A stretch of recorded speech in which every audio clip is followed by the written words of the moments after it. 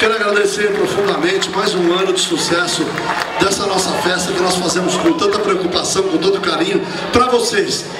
Hoje, especialmente, eu quero chamar aqui ao palco algumas pessoas que me são muito preciosas. Mãe, por favor, vem cá já com o netinho aqui. Vem cá, no colo aqui. A minha mãe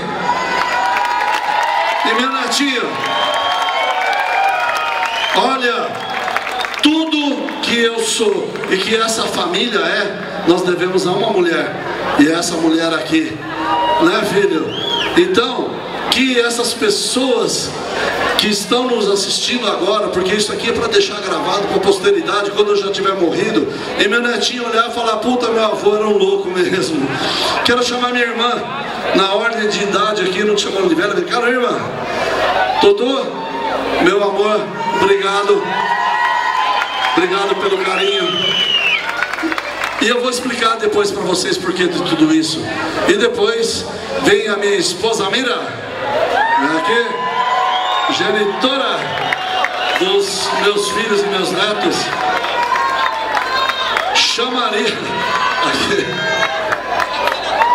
É a primeira dama. Olha que o homem não faz para a mulher se tornar dama. Mas tá valendo. Então eu quero chamar também agora meus filhos: Carolina, primogênita, Gabriela,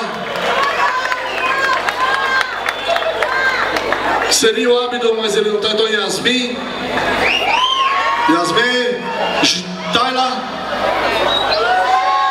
aí, Jade, e quero colocar em ordem também a Sofia, a Manu e também o Felipe. Por que disso aqui, gente?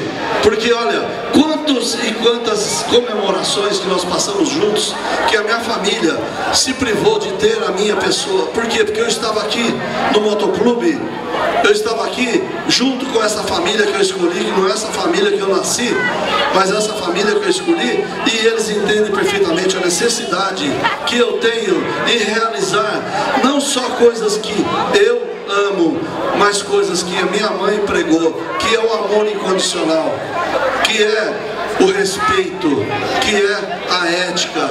Tudo isso, mãe, você me ensinou. Então eu estou passando para essas pessoas agora aquilo que você me deu com toda a sua sabedoria, com todo o seu amor, com todo o seu encanto de mãe, que você, para mim, não existe nada maior no mundo, embora eu estivesse ausente nos momentos que você precisasse. Mas ó, seu filho, mãe,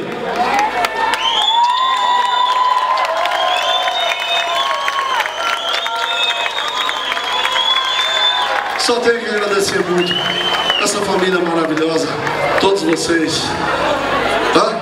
E